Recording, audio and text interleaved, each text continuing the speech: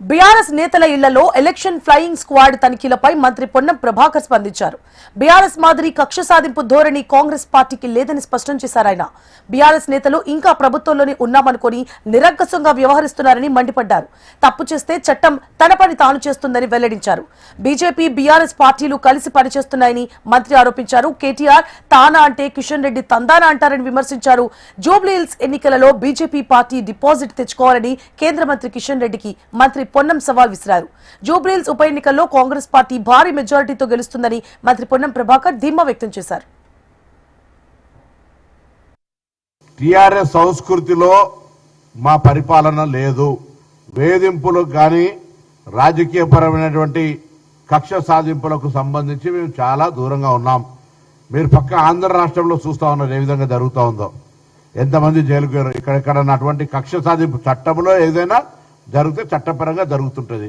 మీరు తప్పు చేసి కూడా మమ్మల్ని ఏమన్నదాని అనుకుంటే ఉప ఎన్నికల్లో మొత్తం అధికార దుర్వినియోగం చేస్తాం, మా ఇష్టం వచ్చినట్టు మేము చేస్తాం అంటే ఇంకా అధికారంలో ఉన్నాం, ఎవరు ఎట్లా చెప్తే అట్లా తాబేదారుగా మారి జరుగుతుంది పని అని ఊహాజనితంగా ఇంకా ప్రభుత్వంలో ఉన్నామనుకొని అంత నియంత్రితంగా మేము బతుకుతాం, మేము చెప్పిందే నడవాలనేటువంటి ఆలోచన ఉంటే ఇప్పుడు ఎన్నికల కోడ్ లేని ఏరియాలో రైడ్ చేస్తుంటే ఏం సమాచారం మీరు చేసినారో చట్టం ఏం జరుగుతుందో మాకు తెలియదు. మేము ఎవరు కూడా అటువంటి ఆలోచనతోటి ప్రభుత్వం లేదు లేదు లేదు అనే మాట చెప్తారు. ఎన్నికలకు సంబంధించిన నిర్వహణ చేస్తున్న తీరు, మీరు ఎన్నికల్లో అభ్యర్థులకు సంబంధించిన అంశం మీద భారతీయ జనతా పార్టీ వైఖరి అన్నిటినీ అన్ని కోణాల నుంచి పరిశీలించిన తర్వాత చూస్తే మీ పార్టీలో ఉన్నటువంటి రాజాసింగ్ లాంటి వాళ్ళు మాట్లాడినటువంటి పరిస్థితులను అంచనా వేసుకుంటే స్పష్టంగా 2023 శాసనసభ ఎన్నికల్లో మీకు సాధించిన ఓట్ల కంటే ఇవాళ కేంద్రంలో అధికారం నుండి 12 సంవత్సరాల నుంచి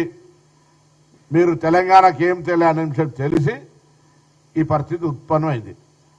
ఇవాళ 2024లో మీ గెలుపుకు సహకరించినాడు కాబట్టి ఇవాళ మీరు ఆ శాసన సీట్లల్లో వాళ్లకు టీఆర్ఎస్కు లోపాయకారిగా సపోర్ట్ చేస్తూ ఉన్నారు అనే మాట మాట్లాడుతున్నాను.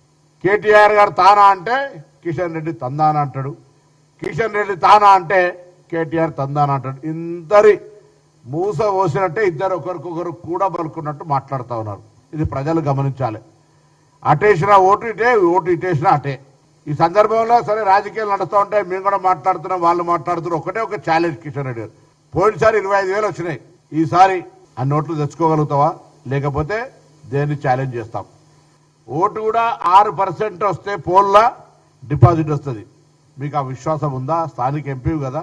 ఇదంతా కూడా కవిత గారు చాలా సందర్భాలు ఎప్పుడో విలీనం చేస్తే ప్రతిపాదన ఉందని మేము కాదు. సో ఇవన్నిటి దృష్ట్యా కంటోన్మెంట్ ఉప ఎన్నికల్లో ఏ విధంగానైతే ఉప ఎన్నికల్లో కాంగ్రెస్ గెలిపించుకున్నారో జూబ్లీస్ ఎన్నికల్లో కూడా ప్రజలు వీళ్ళ యొక్క వైఖరిని గమనించి అభివృద్ధిని ఆకాంక్షించి కాంగ్రెస్ పార్టీని గెలిపేయాలని కోరుతా ఉన్నాం.